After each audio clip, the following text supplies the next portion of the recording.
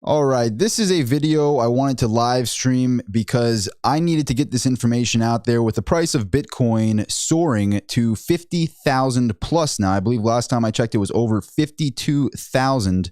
I believe this is information that you need to know regarding the storage of Bitcoin.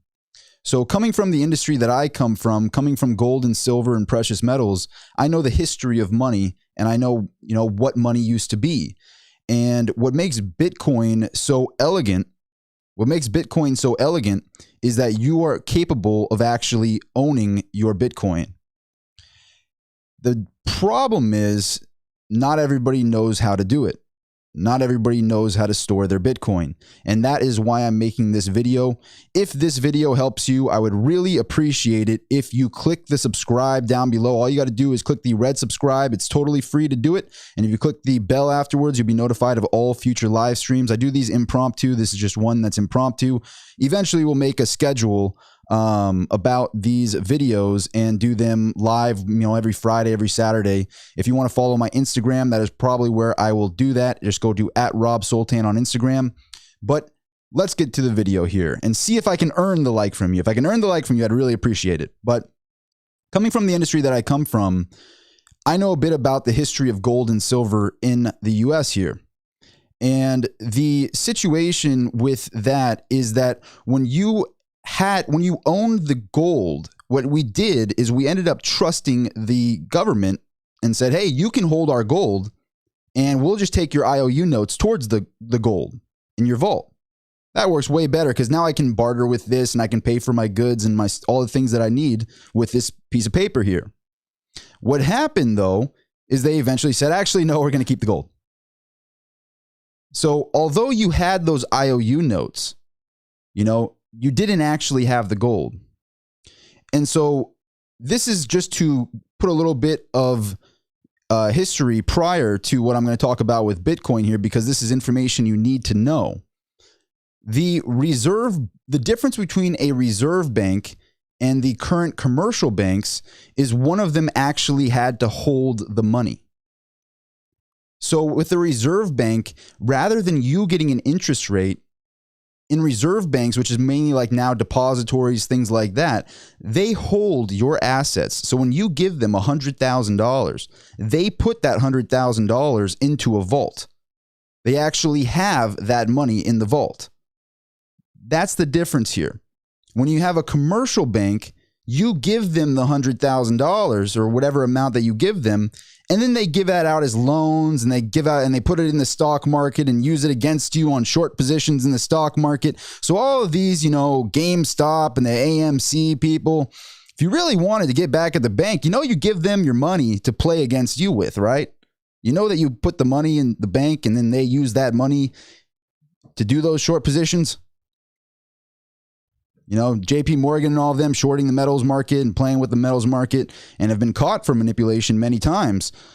They take your money and that's their power. They use that money there. So why am I talking about all of that? Because although when we look on our screen here, we might see how much Bitcoin that we have, right? You might see how much Bitcoin you have, but is it really there? Who owns that Bitcoin? Does Coinbase own the Bitcoin? If you see it in your Coinbase, yeah, they have the Bitcoin. You do not have the Bitcoin. They have the Bitcoin. You see it in Gemini. You do not have the Bitcoin. They have the Bitcoin. Now, they're pretty, safe. They have very good storage, I would imagine, with these exchanges. But it's the same scenario that I'm talking about with the banks. You see a digital number on your screen. This is not a blockchain. This is not the actual Bitcoin. You see the number on the screen. And so when you have your banking app and you look on the screen there and you see, oh, I got 10,000 in my bank. Awesome. I got 10,000 there. Is that money really there? Because that is not a reserve bank. And just to, again, repeat what a reserve bank is, a reserve bank actually has that money in a vault. You gave them that money, and the difference is you actually have to pay a reserve bank. If you want to use a reserve bank, they won't give you an interest rate.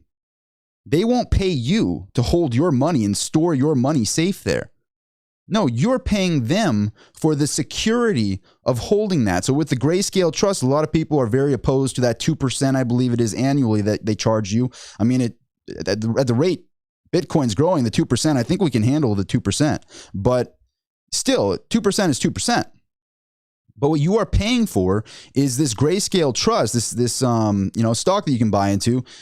They are storing that Bitcoin for you like a reserve bank. They actually have it. It's actually there. So that is the difference there. And that is why Cathie Wood parked a lot more money for ARK Invest into this Grayscale Trust. Now, that is the main difference and the situation and why I wanted to get into these hard wallets here. Now, if anybody from Cobo or Trezor is out there, I just bought your stuff. For my viewers, I don't need to wait for any handouts from any companies to send me their products or anything. There's no advertisements here. I just bought them. And I'm buying a lot more hard wallets too. I'm trying to get my hands on their fanciest ones. I don't think it's fair to compare Trezor's fanciest one to Cobo Vault when I don't have the ultimate Cobo Vault or whatever. And the Ledger Nano, it's terrible. It's terrible. Sorry, guys. Hit the drawing boards. Terrible. I returned them. I don't even want to do a review on those. But I have the Trezor and the Cobo here, and I've been using both of them. And I'm going to get into a little bit more detail about the hard wallet there, but I want to, at this video, I mainly want to describe the overall picture and why a hard wallet is so important. So I don't want to get distracted just yet. But back to the reserve bank versus the commercial bank talk here. You are paying this Grayscale to actually hold the Bitcoin, and a huge firm like ARK Invest is probably going to be a little bit worried to have, billions of dollars or tens of millions of dollars in Bitcoin and be, subject to holding these somewhere or knowing that putting their seed phrase somewhere. Who do they trust? How do they do it? So a big institution like that is going to trust a reserve bank, so to speak. I don't know if they're you could call them exactly a reserve bank, but they are actually holding the Bitcoin. They actually have it in a vault somewhere or in cold storage somewhere. When I say vault, digital vault. So that is something that I wanted to bring back up. And then also something in this I wanted to talk about prior to the actual hard wallets themselves. And welcome everybody to the live stream. We're doing this live, by the way. You might be watching this later on, but everybody in the live stream, we will be doing a Q&A at the end of this video. I will get to all of your questions in there. I'll do everything I can to get to your questions. So really appreciate you all being here. If this information helps you, would really appreciate it if you smash that like button. I got that fancy. If you don't like the idea that all of your money is debt and it's not actually there, and we don't have reserve banks, smash that like button. Take it out on that like button because it's getting this information out there and really helping more people to learn this information if you find this information valuable. So that is why with Grayscale Trust, why it's so brilliant, because these big institutions, they're a little bit, dumbfounded right now. They don't know exactly how to do hard wallets, how to use storage, how to use cold storage. Guys like Michael Saylor from MicroStrategy, they might understand it. Guys like Elon Musk, they might understand it. It's easier for them to understand how to store their Bitcoin. But to your average fund, to your average institution like ARK Invest, I'm sure they could figure it out too, but it's a lot easier just to buy into Grayscale. So that is the main difference. And the other thing I wanted to touch on, and this is on this point as well, is a lot of people are saying, why don't we have a gold-backed cryptocurrency? Peter Schiff has talked about, I've trusted Brinks forever. I've trusted this company forever. They're good for it. They're good for it. No, they're not. In my personal opinion. Everything on this channel, by the way, I have to say this disclaimer really quick, is not financial advice, just my personal opinion, not to be taken as fact. Not advice in any way, shape, or form, just my opinion and education based on my personal opinion. Could be wrong, could be wrong. I don't believe that would work because history repeats itself. And what happened last time we trusted a custodian for the gold? Last time we trusted a custodian for the gold and silver, what happened? They ran off with the gold and silver. They ran off with it. They just took it. They just took it and said, here's some pieces of paper. It's kind of crazy that that's fact. It sounds like a movie or something. Like, yeah, trust me with the gold. We're trustworthy.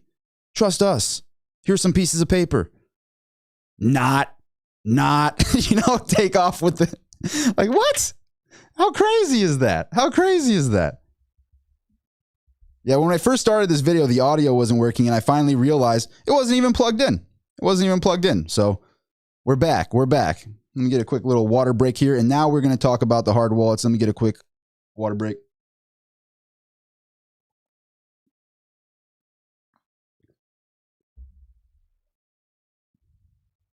If you missed any part of this video, it will be posted on my page.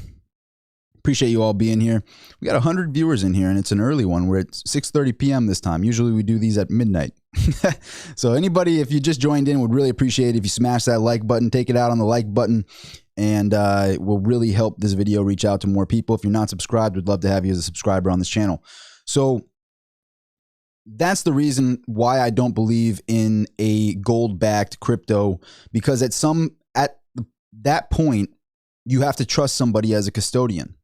You know, you have to trust, a large group of people would have to trust a body to hold the asset that the crypto is backed to. And that is what makes Bitcoin so brilliant, because I believe in physical precious metals, but I believe in actually holding them. I believe in getting a silver bar and actually holding it. And by the way, someone on one of my videos said, I posted this on my Instagram, excuse me, at Rob Sultan on Instagram. I posted it, but somebody's like, oh, his silver bars are fake. They're fake.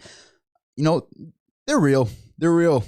They are. But I believe in actually holding that piece of silver. I believe in that. I like holding the actual silver bar myself. I don't want JP Morgan to hold my silver bar.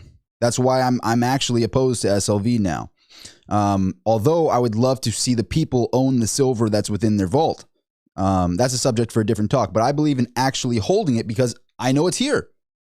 I know it's here. I know it's in front of me. Just like I know my Bitcoin is here and I own it. Not Coinbase, not Gemini, not Cash App. And we're going to get into this with Cash App because Jack Dorsey, you're a brilliant guy, Jack, but you're a tricky one. You're a tricky one with the Cash App. This is becoming a never-ending prophecy with my Cash App Bitcoin, because it just keeps going up and up and up, and it only allows you to take out $2,000 a day, $5,000 a week. So if you have a full Bitcoin in Cash App, it's literally going to take you a month and a half. No, much longer than that now. Much longer than that now, because it just keeps going up. It's over 50,000. So to get it out of Cash App, this actually is part of this talk here. They don't want you to, because how do you, as a big, bank, so to speak, like Cash App, what do they want? Well, they want to have your assets, to make interest off of it, to leverage off of it, just like the big banks do. They take your assets and they leverage them. That's what they're doing. Oh, we have X amount of Bitcoin. This is how much we have. Our customers trust us to store this much Bitcoin. And if you want to take it off of Cash App, and this doesn't mean selling it, if you want to move the Bitcoin from your Cash App into a hard wallet, they will only allow you to do it at a certain rate. So if you have a whole Bitcoin in Cash App, they'll let you remove 5,000 per week. So if you have a whole Bitcoin, it is literally going to take you 10 weeks. And Bitcoin, that's hoping Bitcoin stays flat, which it's obviously not. So it's going to take you a minimum of 10 weeks, 10 weeks to get a whole Bitcoin out of Cash App and into a hard wallet. They're making it really hard on you to get that Bitcoin out. Tricky guy, Jack Dorsey, but I see you. And my viewers in here, we see you. Tricky guy. And that's how you know I'm not sponsored. No sponsorships. I actually bought these hard wallets. No sponsorships. But let's get into the cold storage talk here. And if you, let me consider, guys. Actually, I'm gonna get to the Bitcoin. All these let's do a Q&A at the end of this video. Let's get this information out there first, because I'm gonna post this video, and I'm sure people that are watching this later on want to get to how the hard wallets work and how they operate. But that is a background on the whole situation here. the main thing we got to get across, and I know it might sound repetitive, but a lot of people don't know this, is when you give your money to a bank, when you give your money to Cash App, when you give your money to Coinbase, when you give your money to these different institutions, you don't actually own that asset. You don't actually own it. They're leveraging that asset against you. That's what's going on there. So you have to be very, very careful about where you put your money. And if you have your Bitcoins with an exchange, or your Bitcoin or your Satoshis, your fractional amounts of Bitcoin, wherever you have them, you don't actually own them. You don't have that silver bar in front of you if you have SLV stock, right? You don't have it in front of you. You don't enjoy those premiums of having the actual metal there like I do right now in front of me. Same thing with Bitcoin. Same thing with Bitcoin. You see it on the screen, but seeing how Cash App has implemented a funneling mechanism where you're only allowed to get a drip at a time. You can only drip feed it out. And obviously, $5,000 a week is a lot of money. But if you have had your Bitcoin stored with Cash App, say you had a couple Bitcoin with them and you bought early and you're enjoying these huge gains in Bitcoin, if you're in the position that I'm in, it has taken me weeks upon weeks upon weeks upon weeks, literally months, to get my money out of Cash App. So they're doing that on purpose. Jack. Tricky Jack. Okay. So how does a hard wallet even work? This little piece of plastic, what is cold storage?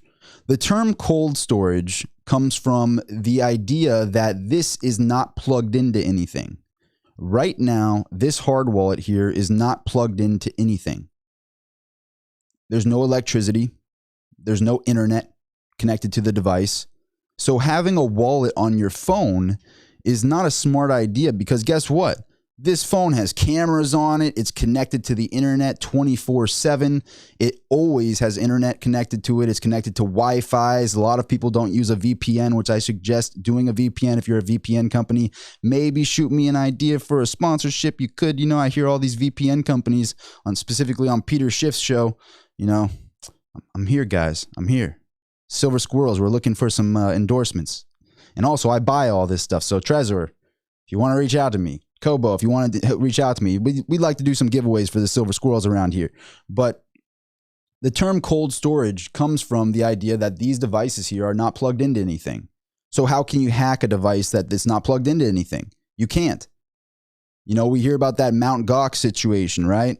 They were able to hack into that, right? And that's a problem. But with cold storage, and the reason why everybody knows cold storage is the best way to store your Bitcoin, is because you're on a device that isn't connected to internet and has advanced security features.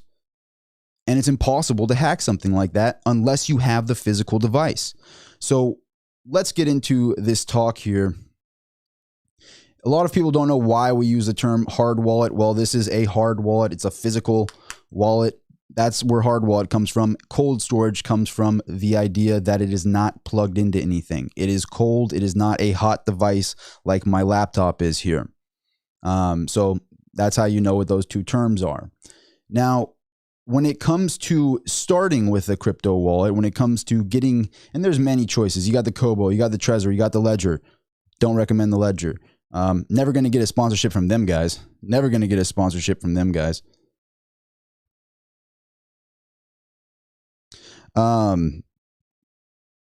Yes, they say you could. They say you could hack it, but you would have to have the actual device, or you would have to lose the keys. That is the situation that you're in. So when you start a hard wallet, up, it will give you a 12-word seed phrase. I believe some of them are longer, but the average is 12 words. You remember those 12 words. You do not take a picture of those 12 words. You do not put those 12 words anywhere online. If best, you could memorize those 12 words and burn any paperwork that has to do with those 12 words, because whoever has those 12 words, you can lose that hard wallet there. You can drop it in water, but whoever has that 12 words has the Bitcoin. It is the most important thing. It is it is everything. So when you get those 12 words, just know that is the most important thing to have, period. There is nothing more important than that. That is your Bitcoin. If you have your wallet, but someone else has those 12 words, they have your Bitcoin. Period. So you put that information in cold storage, which might be one of those fancy metal wallets that I have a couple of those. And we'll do a video on those later on the channel. So if you're not subscribed to the channel, please do click the red subscribe down below and the bell afterwards, and you'll get notified of the future videos that I do on this subject. But we're going over the broad picture here. So you get those 12 words. It only spits out those 12 words one time. It will never spit out those 12 words again. If you lose those 12 words, you've officially lost your Bitcoin. It is the most important thing, and I want to stress how important it is. So when you first start, that is the most important thing. Store those. Don't put it anywhere online. Don't put a picture of it anywhere. You have to store that physically, and don't let anybody see it. Most important thing is those 12 words. If you have those 12 words memorized, well, you essentially have your money in your head, and nobody can take it from you. It's a pretty powerful thing, and it is a beautiful, elegant thing about Bitcoin. When you have the device, you will set up a pin for that device. And when you plug in the device and you put the pin in, then you can now have access to all of your Bitcoin. You don't have to have Cash App that only allows you to move 5,000 a week out, which is very tricky. I don't appreciate that, Jack. Very, very tricky.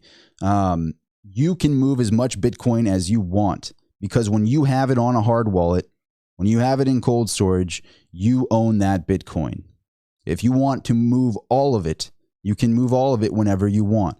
If you have a hard wallet, you are essentially a reserve bank. And that is why I wanted to talk about just how important that is to know. Because reserve banks are few and far in between. They don't really exist because people don't like paying a bank to store their money. But when you have a hard wallet, you are essentially the bank. Pretty beautiful. That's why Michael Saylor uses that domain hope.com. And I will plug him because I admire that guy. Every talk that he does, it's obvious that he has put a lot of time and effort into looking at this from a logical perspective. But this is information I wanted to put out there to the masses, because not everybody knows that when you have your Bitcoin at Coinbase or with Cash App or whatever, they control it. I don't like having people having control over my money. I don't like that. That's why I'm in the silver business. That's why I'm in the precious metals business. That's why I love holding physical silver, because that's my bank. I have it. It's right there. They're in front of me. I have it. I actually own the physical silver. So that's why I'm so big on physical silver, platinum, and storing my Bitcoin myself. So when you actually have your Bitcoin on that device, what is so elegant too, and this is something a lot of people are not talking about, it seems like, I had the biggest question, which was, what happens when all 21 million Bitcoin are mined? And this actually is a rebuttal to Peter Schiff. I mean, I've said Peter Schiff was wrong at $10,000 on Bitcoin. I've said Peter Schiff was wrong at $13,000 Bitcoin. I've said Peter Schiff was wrong at $17,000 Bitcoin. All the videos are documented. And Peter Schiff actually commented on one of them. I wonder how he feels about that comment now. Didn't age very well. Didn't age very well. What's that in jeopardy? We'll take bad aging comments for 50,000. Peter Schiff once said a comment on a video when Bitcoin was at 10,000 that it was a bad idea. Just kidding. Okay. So what's so elegant about Bitcoin, and why this is a rebuttal to Peter Schiff, is you have full access to this Bitcoin. And my biggest question was, what happens when all 21 million Bitcoin are mined? Do they just shut down the computers? And this was my eureka moment. Everybody comes to a eureka moment with Bitcoin somehow, but this was mine personally. I asked that question, and they told me, no, they continue mining. It's like, well, then how do they keep mining if all the Bitcoin have been mined? We're at 19 million Bitcoin mined. Do you know what happens when all 21 million are mined? Would they just shut down the computers? No, you don't do that. I'm like, okay, well, tell me. Well, what happens is now you are paying the miners to move your Bitcoin. So when you have a hard wallet, you can choose the speed you want to move your Bitcoin. So if I want to send you a full Bitcoin, if I want to send you $52,000 worth of Bitcoin, I probably want it to get there pretty quick. Or I could really trust the system and I don't really care how long it takes and I just want to move it, and you could pay the system very little. And it might take a week to move that full Bitcoin through the system to wherever you need it to go. But, excuse me, you don't really care. You want to get it to the place and you trust the system, and you could wait a week and pay, a few bucks to move hundreds of thousands of dollars worth of Bitcoin. You could pay fractions of amounts of money to move Bitcoin. It just takes longer in the network. And it's so elegant the way that's designed. But if you want your Bitcoin to move quick, you can pay more of a fee into Satoshis, which is paying the miners to move your Bitcoin through the network. And that is the intrinsic value of Bitcoin, that it has a network in place to move your Bitcoin that is willing to be paid in Bitcoin. It's like, this is a gift from aliens, in my opinion. Like, it's possible. I'm not sure, but the way this was designed is just so elegant that you can pay the miners to move the Bitcoin through the system.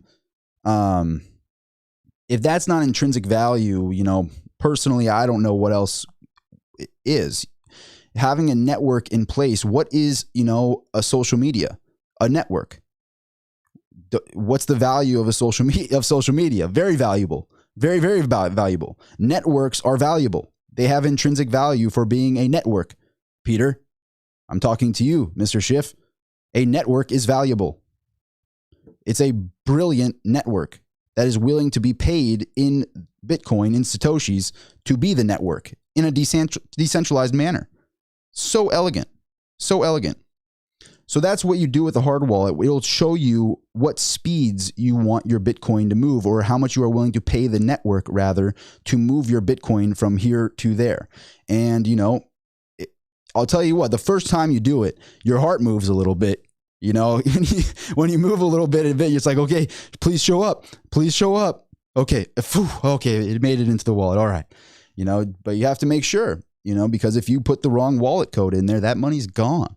You mess it up by one digit, it's gone, kaput. That money is gone. So you need to make sure you copy that wallet address right, and you put the new wallet address there. You have to make sure you do it right, because if you mess up just one digit, it's gone for good. Now, there's some checks and balances where it'll actually it'll say, oh, this is a real wallet address. If you don't type it in right, it'll tell you in red or whatever on the Trezor at least. But you have to make sure that you copied those numbers down correct. But that is a rough overview on hard wallets. I'm not going to talk about which one is the best. I guess what I could say on the subject is I've used these two. I've used the Trezor and the Cobo, and they're pretty impressive. They're pretty impressive. I like them both. The Ledger, guys, hit the drawing boards. Ledger's like, hit the drawing boards, guys. It's terrible. Your product is terrible. I don't want them. Even if you gave them to me for free, I wouldn't want them. I returned them. Sorry. All right, let's get to some comments here. I appreciate you guys all being in the live feed. If this live feed helps you, please do smash that like button. It really does help this video get out there. I know I keep saying it. I know it's annoying, but a lot of people, they try to charge for this information, but I'm just putting it out there. I'm putting out real information to help the masses here. So if you could hit that like button, would really, really appreciate it. Let's get to some comments here. Now we'll do the Q&A. I think I've gone through just about everything that I can on why hard wallets exist and why they're so important. And I will be making on this channel a lot more videos on this subject as I continue to test these devices out. Why did I show you these devices here? I don't have any endorsement deal. My channel's too small for that. These weren't given to me for free. I paid a lot of money for them. I'm just buying them because I want to test them all out. And you only need one, really, but I'm buying like a bunch of them. I want to have every single one of them on the market and test them all out. I will tell you, Ledger, hit the drawing boards. Your competition is like here. You're like there.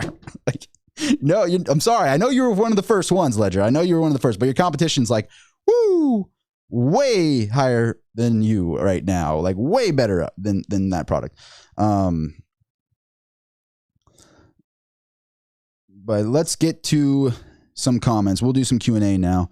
Steve T, I really appreciate it really does help I really appreciate that. It adds up. And so thank you for the $6.99, Steve. Are you holding Bitcoin to barter with or to profit from later? If profit, why not buy Bitcoin ETF in a tax-free savings account to avoid capital gains tax? Great question, Steve. Fantastic question. And I have a great answer for you. I am holding it for keeps. And this is why I was so anti doggy coin. And yes, I called it doggy coin. I know a lot of people are like, that's not the way you're supposed to pronounce it. You're supposed to pronounce it Dogecoin. It's Dogecoin. No, it's doggy coin because it is a meme coin. It's doggy coin. And by the way, all those doggy coin people that gave me my most disliked video I've ever had to date, who was right and who was wrong? It was 8 cents at the time and change. Sorry, I have a chip in my shoulder from the doggy coin. That was a great question from Steve, and I have a great answer for you. If you hold your Bitcoin, you will then be able to leverage against it. So I want to own my Bitcoin. I don't want it in an ETF, although I do see grayscale if you are concerned about, if you're a big institution that wants to buy billions of dollars. I mean, to have billions of dollars on a hard drive, you know, I mean, on a cold storage in a hard wallet is kind of a little scary. You know, you'd want it to be dispersed in a certain way or have a very big team in coordination on how to store the Bitcoin. When you are a small fry like us, like our fellow silver squirrels in here, you know, you're comfortable having a hard wallet. It's the best way to have it. So I do think that it is a good option, this grayscale. You do have to pay them like 2% a year, but obviously Bitcoin is far outpacing that 2%. But they would be much better at storing the Bitcoin and much more trustworthy than an exchange having your Bitcoin, because at the end of the day, you're trusting the exchange to have the coin. You are trusting Grayscale to have the coin, but that's what institutions are going to do. But to answer your question, in the future, I am considering Bitcoin like an asset. And why did Yellen publicly? This answers exactly why. Yellen said what she said in the last time she spoke. She's pretty scared. She's pretty scared. What she said is she wants you to declare capital gains tax even if you never sold. She wants you to declare capital gains even if you never sold. What? Yellen, what? You want to just declare capital gains if you never sold? That's because she knows that people want to buy and hold their Bitcoin. They don't want to sell it. They want to hold that asset. What do the ultra wealthy do? They hold assets. Oh, well, you know, Jim, he bought a corner in New York 200 years ago. You know, he bought 100 years ago. He bought a corner in New York and it's been passed down generation after generation. And what do they do with that corner property in New York? They rent it and make cash flow off of it. They never declared the gain. They own that property and they make cash flow off of it. People are going to own their Bitcoin and they are going to make cash flow off of it. And I'm telling you, that is a gem of advice. That is a gem of advice there. It is something that not everybody is talking about. And that is what I'm doing. And that's why Bitcoin continues to go up, in my opinion, because people are buying it for keeps. They're buying it for keeps. They're buying it like a piece of real estate, piece of digital real estate. It's different than a Litecoin or a Doggy coin or any of the altcoins because people are buying it for keeps. They're considering it an asset for storage. So that, I believe, is the best answer to that question. And that is why Yellen said that. It is why Yellen said that. So if that information helped you, please smash the like button and help me out. I know I've said it like 10 times now. So really appreciate it if you smash the like button. Because we're doing these live here. We're doing the Q&A now. I think I've talked about everything I want to talk about the Bitcoin, but that is a fantastic question, Steve. And I really appreciate the $6, man. Thank you so much for that. It means a lot to me. Next question here. Silvertarian, really appreciate the $5. Thank you so much, brother. If you couldn't buy gold, silver, or Bitcoin, where would you put your money? Wow. Great question from Silvertarian.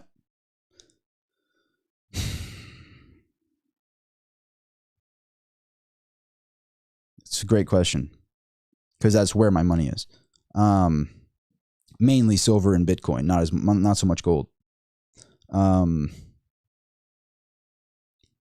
much would be I guess I'll answer for both. The first thing I would say is if it was less than 10,000, I would invest in books and learning. And I know how it's a cheesy answer, but I would invest in learning things. I'd be on YouTube. I'd get the premium thing on YouTube and know that's not me trying to push that. It's just not having to listen to ads or anything and just being able to watch the videos and put the main thing with the premium that I like so much is that you can actually go out of the app and listen to like if you don't want to be like watching me right now live, you could just be listening in your earbuds, which is what I usually do, and walk around cleaning up at the house or something. And you can learn a lot by keeping earbuds in, and I mean, while you're doing your cleaning and whatnot. So I would invest in knowledge like that myself. That'd be the first thing I would invest in if I couldn't invest in the items that I do invest in. I think if I had less than 10,000, I would do that in the first place, even if I could buy Bitcoins and silver and platinum. Notice how I didn't put gold in there. Bitcoin, silver, platinum. Those have been my biggest positions. If I had a lot of money, you know, in excess of 100,000 or something like that, I would want to build a business. That'd be the first thing on my mind. I'd be looking to make my own printing press. So they have a printing press. They're printing money. You know, I wouldn't want to work for their money. I'd want to find a way to build a printing press myself, if that makes sense. So I'd want some sort of business to make cash flow and print money that was my own money to print, in a sense. You know, that's what these individuals do in real estate, and that would be another answer there. I'd put it in a business first, real estate second. Those would be the two places I would go, with the ultimate goal of creating cash flow. That's what I would be doing personally if I had those options. And that's what I'm doing. That's what I'm doing now. When I'm building Mineral Exchange, I'm still building my company, Mineral Exchange. We're actually expanding right now. I just built a whole new shipping room. I'm trying to get back to all the orders. I'm just completely bogged down with Mineral Exchange. I own mineralexchange.com if you're new to the channel.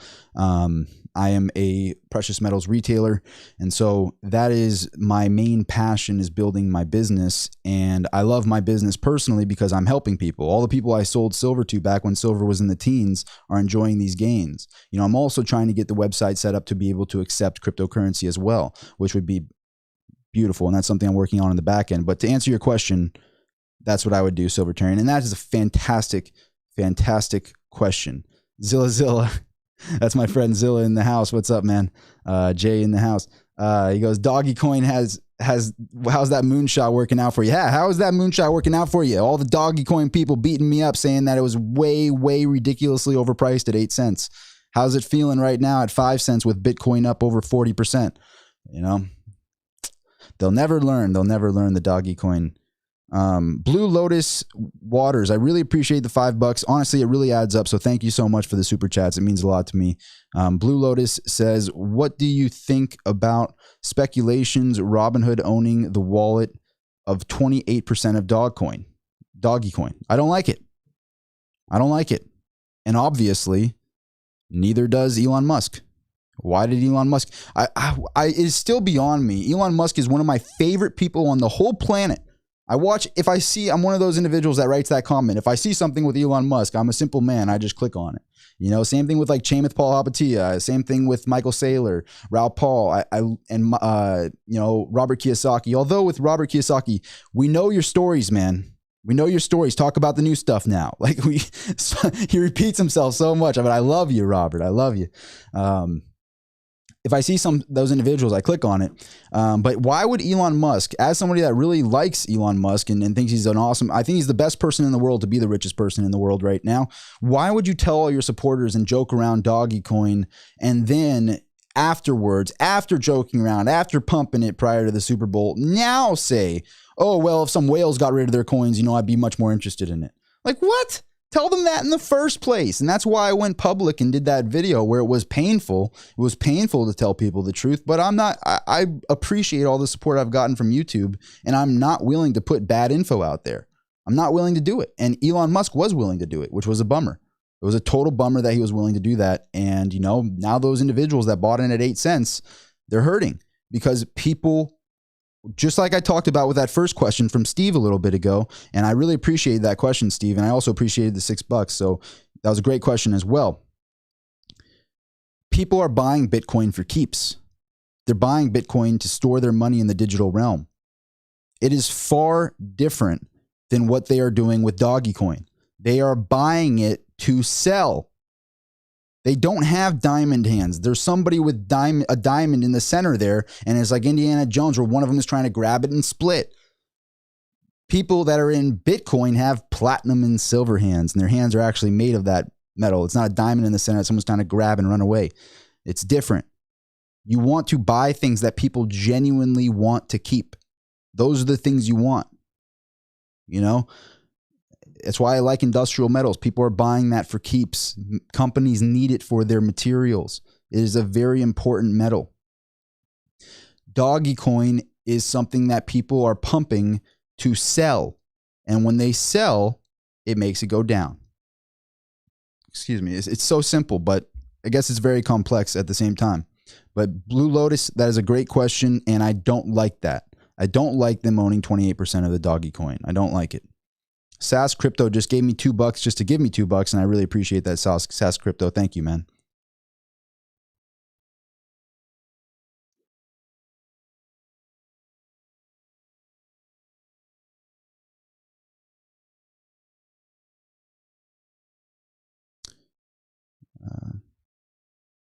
Did you see BlackRock sold $470 million worth of gold? I will tell you right now publicly, I'm in the precious metals industry. I love precious metals. I like Bitcoin more than gold. Personally. You know, I stand kind of similar to Max Kaiser, and that is another individual I love in the crypto space. Max Kaiser is like Robert Kiyosaki and Max Kaiser and like Michael Saylor. These are all individuals that you got to watch all their stuff. You just got to watch all their stuff. You know, I get nothing for saying that. I'm just, everything I'm doing here, Trezor doesn't sponsor me. Cobo doesn't sponsor me. Nobody sponsors me. But those individuals are my favorite individuals to listen to when I have free time.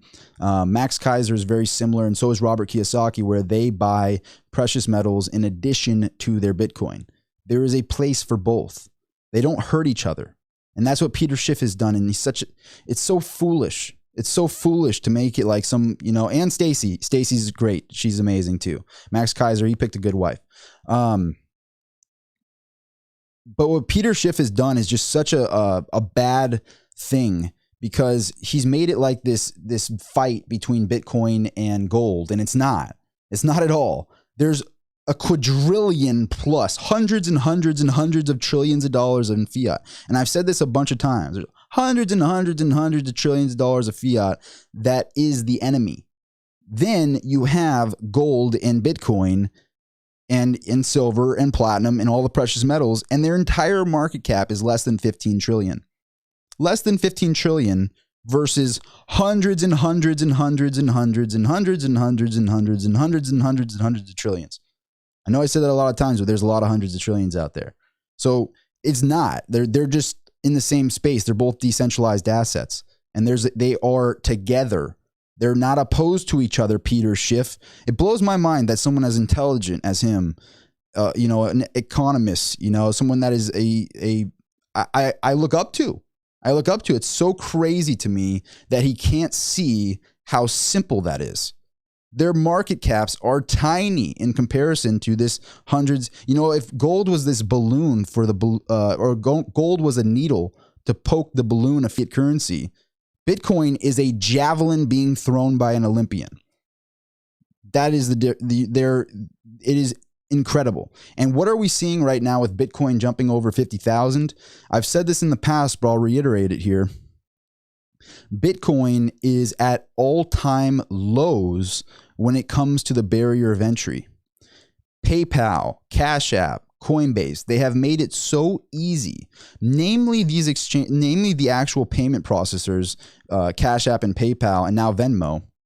They've made it so easy, and I know Venmo is owned by PayPal, but they act like they're different, but I believe they're all owned by PayPal, but they have made it all so easy to impulsively buy Bitcoin. And thank you, Cash App, for that, because I impulsively bought Bitcoin when it was very low through my Cash App. And that's why it's so hard to get it out of the Cash App. So annoying. So annoying. It's taking only 5,000 you can take out per week. It's pretty annoying. It's going to take months and months and months to get that money out of Cash App. Tricky Jack. Jack's a tricky guy. Tricky Jack. But the point I was getting at is it's made it like an impulse buy.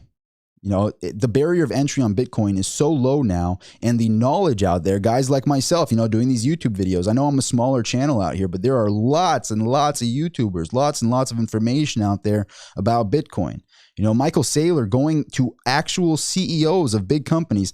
I can't say this for fact, but it's very ironic that right after Michael Saylor was talking to Elon Musk publicly on Twitter about Bitcoin and said, hey, I will give you all the information that I know, all of my MIT graduates, all my Harvard graduates, all my, my expansive team, all the information that we've come up on Bitcoin, I will share that with you, Elon.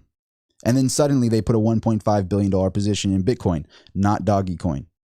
For all the Dogecoin people, put it in Bitcoin for a reason.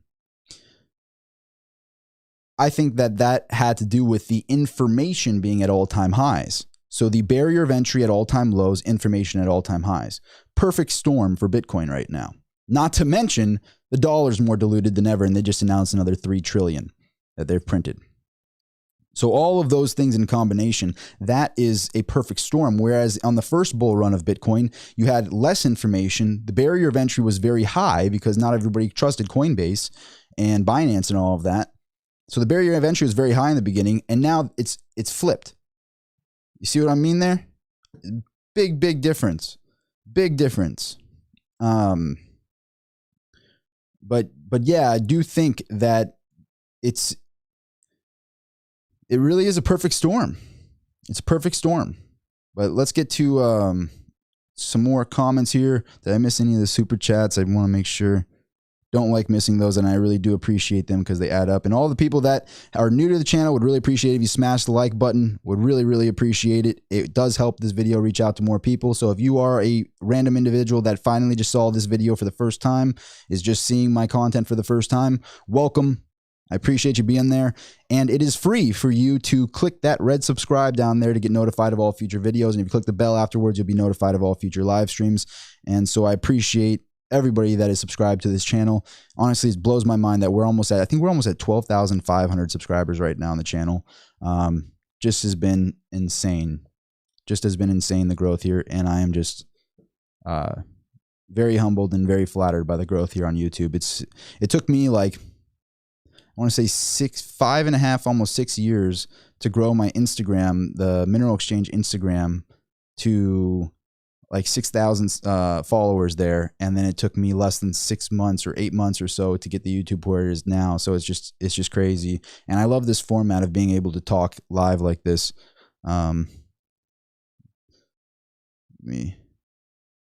Was I born into money? Just wondering. No, I wasn't.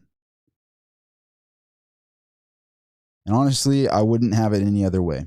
I wouldn't have it any other way. Looking back on things, like I sold my Tesla too soon. I did a lot of different things where I could have made a lot more money than I did. And it was a kind of painful start to everything. But if you don't experience the other side of things, you can't enjoy things as much. Like one thing for me, the biggest thing I enjoy now is when I take a hot shower. If I have a hot shower, and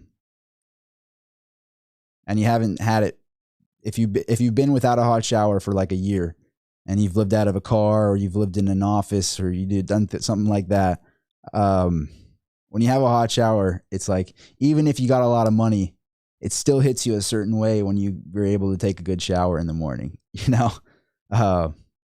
So no, I didn't come from money. And every day it still hits me when I'm able to take a shower. That's one thing that I can tell you. It does hit you a certain way. It gets me almost emotional thinking about it, because it hit me just today. Every day I take a shower, I'm just like, wow, can't believe I get to take a hot shower today. This is amazing. And I could have, my new spot has a pretty nice view, and everything's really beautiful there. But the one thing that really gets me is a hot shower. It still gets me.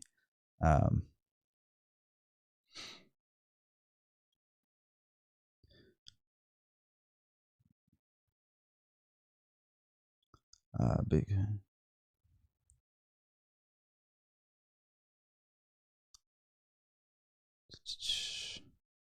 By the way, I want to do these live streams. I'm trying to do these live streams only for about an hour now. So we're at 50 minutes. So we'll stop the live stream at an hour. So if you're watching this apart from live, it just helps to be able to not have to have a 6-hour video like I've done in the past. I've done some live streams that are really long, but I like to do these live streams pretty quick, just so that we can put this information out there and other people can watch later on. So I will be here for another 10 minutes. I'll be here for another 10 minutes. And if there's any more questions that I'm missing here, I'm trying to watch. Flip the sand dial. I don't want to be here for another 30. That's about 30 minutes.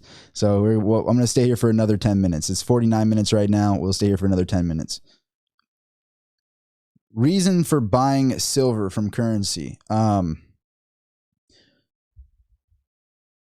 think that it would be foolish if I was, Sony, Toshiba, Tesla, all of these companies that are using tons and tons and tons of silver for their electric cars, for their solar panels.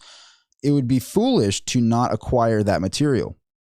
I like silver so much more than gold because it is an industrial metal that is needed. Gold is for this fancy watch. That's what gold's for. It's for this, for looking pretty. And it looks very pretty. It does. I won't deny that. But it is not, used in industrial applications. And I know Peter Schiff will say, oh no, it's used in electronics. And no, it's not.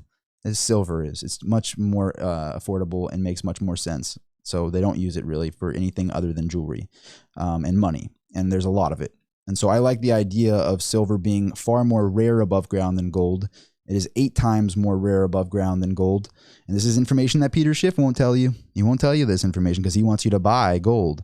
I like silver a lot, and I'm more than comfortable operating my business only selling silver and platinum. Very comfortable doing that.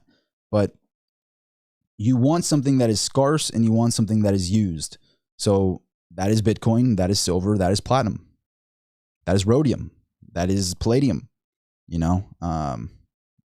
I think that it is the best place to be is silver. Silver is my number 1 position.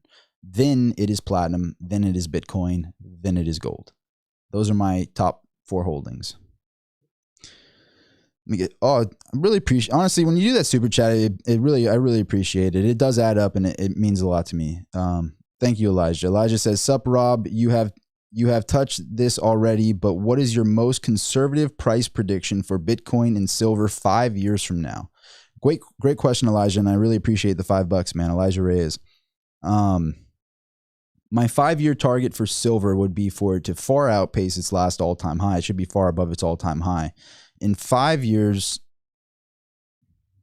especially with all the money that's been printed right now. I mean, we're talking about the monetary system being flipped upside down right now, everybody.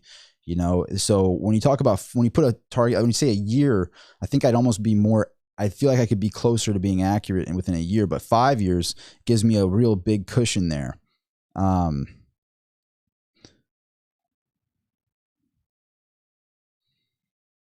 Yeah, the whole monetary system is going to be going through a major being just totally flipped.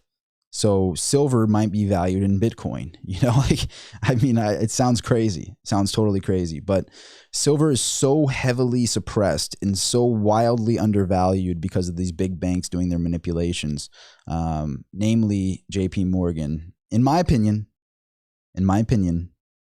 might not be fact, just my opinion, saying that disclaimer. But JP Morgan, I think silver should be well over 100 by then, personally. That's my personal opinion. I think it should be well over 100 by that time. That's my very conservative price target on silver, well over 100 within 5 years.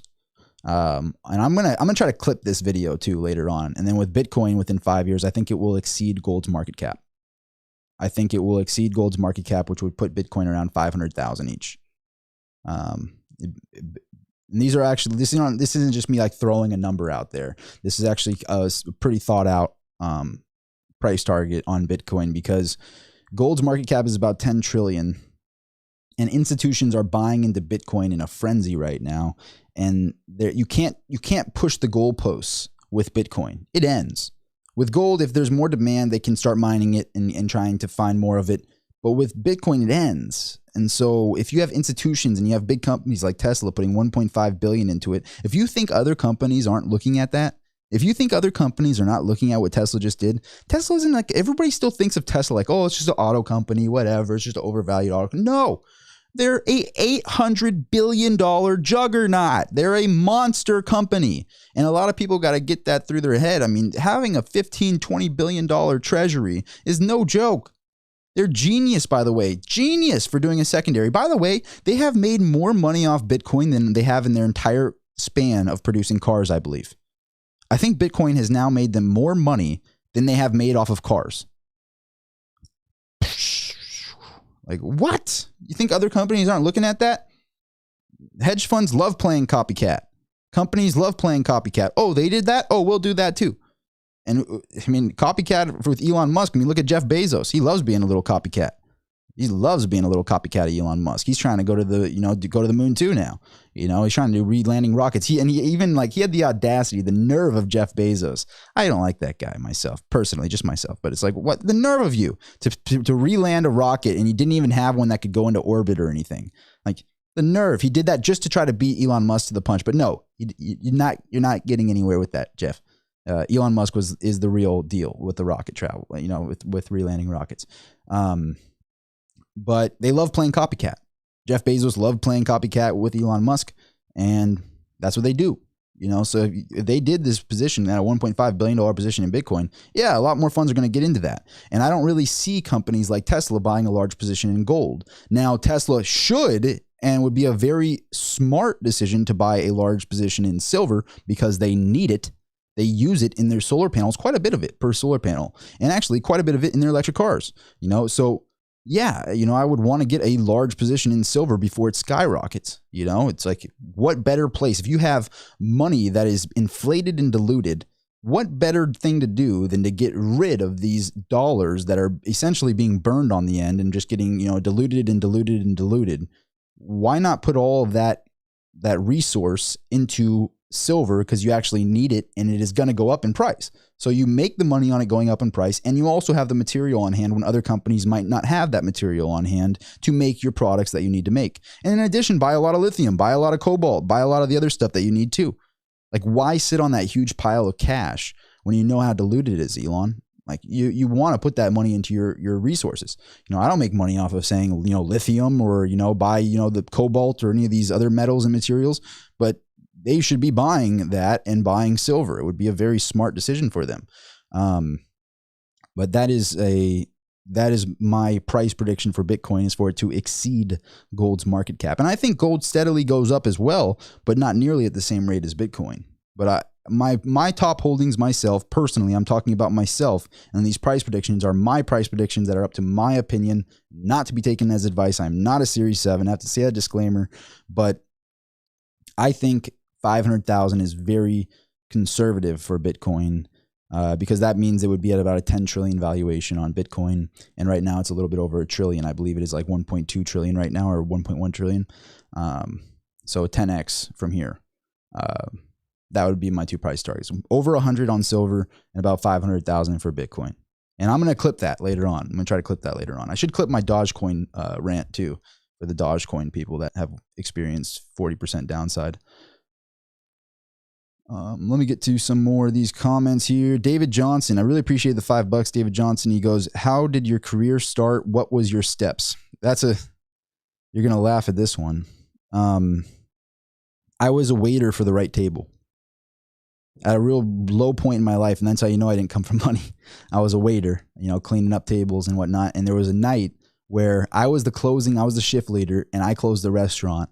And this individual came in. Now that I know this individual, it's very like him to do this.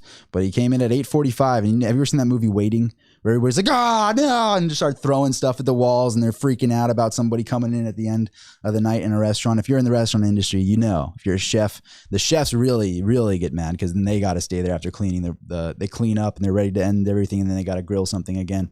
It was that thing that happened, and I was like the guy. I even tried to push the table on other people too. I'm like, can you take it? I really want to get out of here. Please, will you take it? Please, can I pay you to take the And I ended up taking this table, and it turned out to be a rare coin dealer.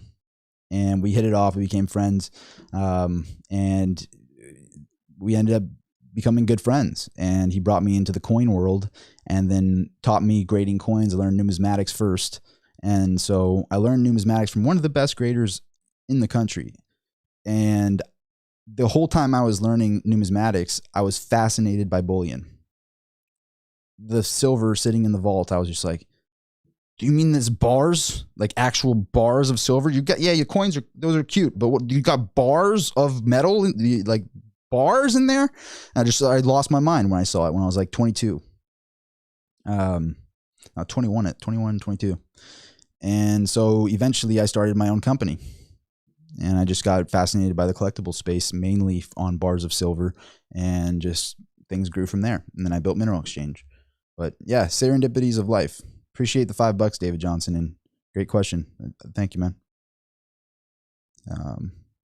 RMD123, no stock market holdings, miners perhaps. For me personally, zero stock market holdings right now.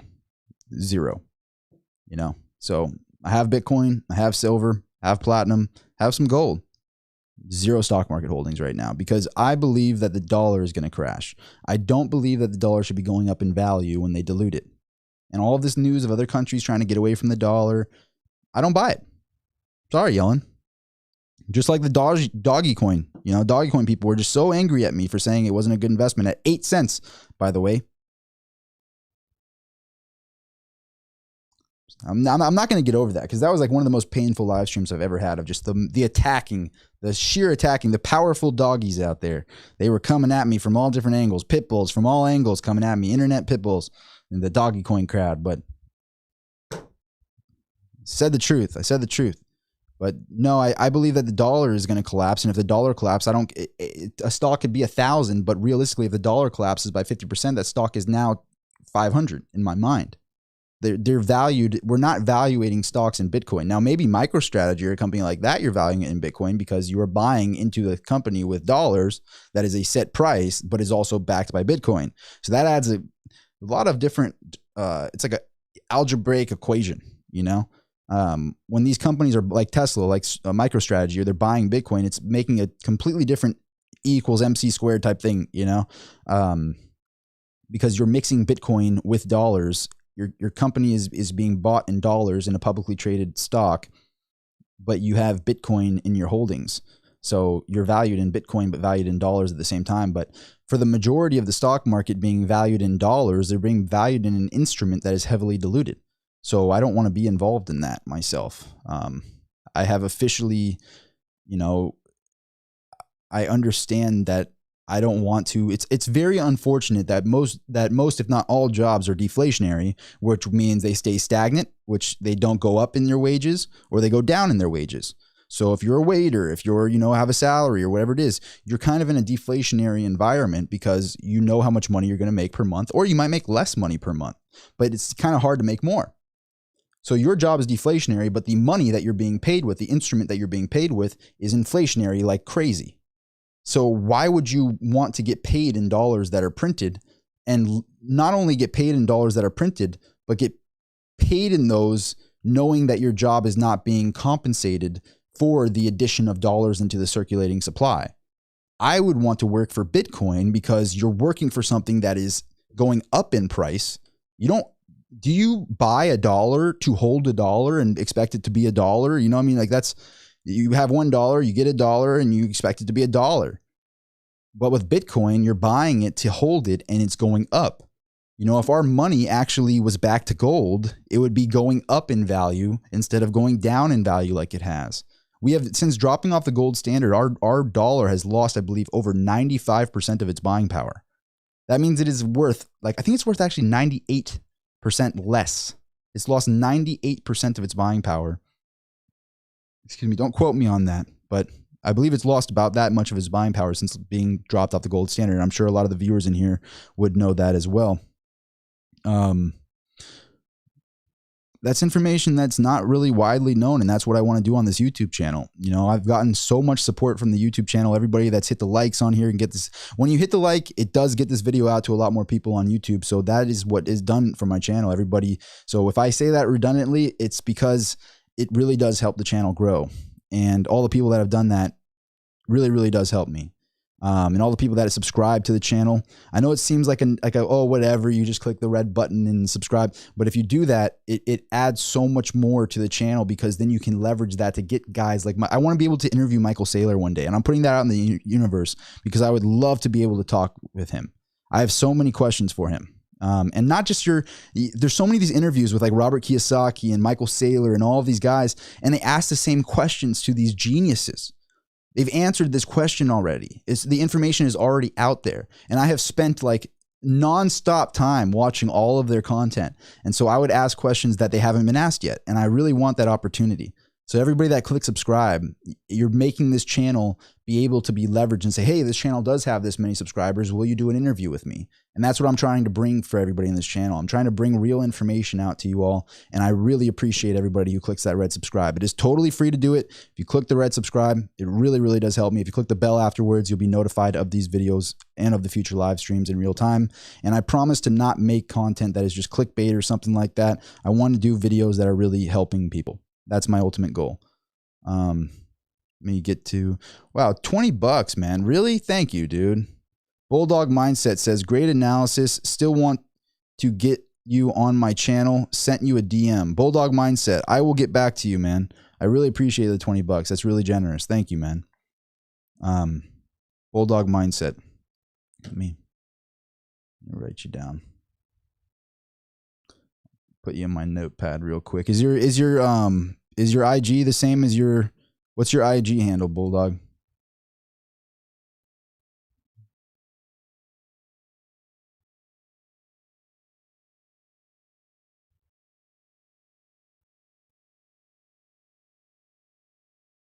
Notifier, all, bell. Oh, when you click the bell, if you put all, so if you haven't done that, if you click the bell and you put all, it notifies you of all videos on here. And I guess that helps a lot more.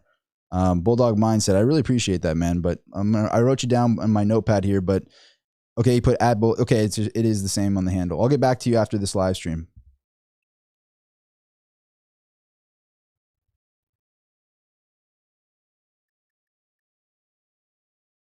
Thank you, man. I really appreciate that.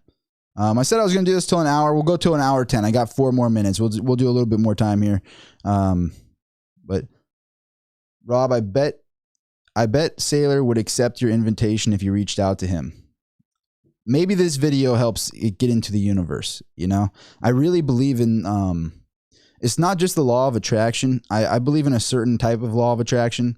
It's like everybody talks about, oh, if you think it, if you just think it, it'll happen. You just got to think it. It's like, no, what you have to do, and this is for everybody, all the 250 people in here.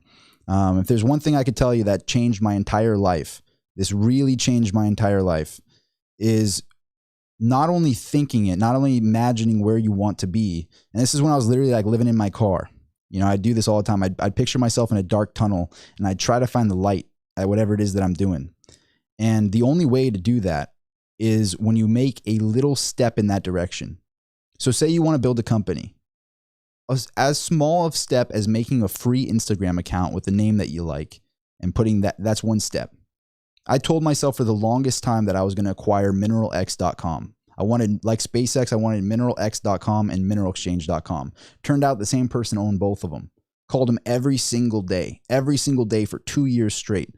Guy wanted so much money for it, and I eventually got him down to the price that made sense.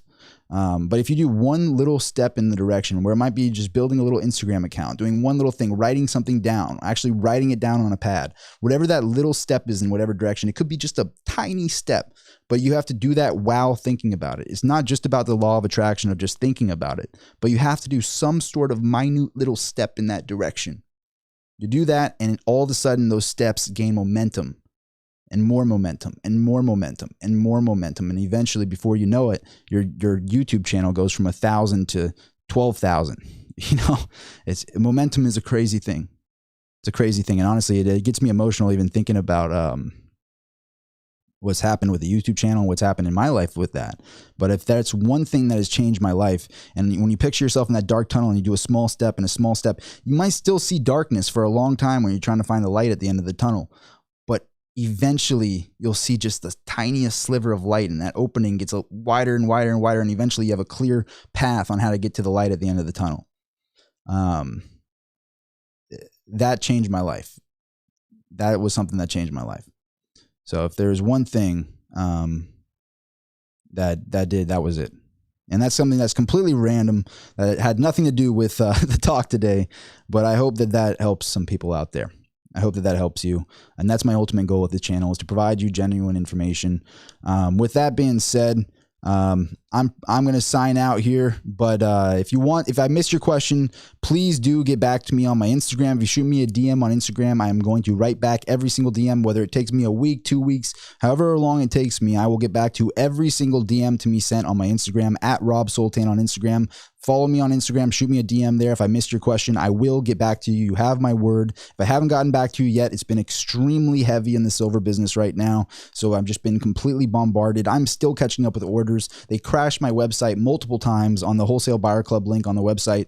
It's been crashed. Like I think I just got it back online now, but there's lists and lists of people to get to right now. So I'm just completely bombarded by the business right now, which is an amazing thing. I'm so appreciative of it, but there's a lot on my shoulders right now. I just expanded my whole shipping department. I built this huge shipping department now, and I'm getting more employees in with Mineral Exchange, and I'm building the company out right now. So bear with me. I will get back to everybody, but if I missed your question here, just go to my Instagram at Rob Sultan on Instagram. Follow me there and shoot me a DM. And I will get back to you. You have my word at Rob Sultan on Instagram. If you're not subscribed to the YouTube channel and you like the video today, this is how all the videos are going to be.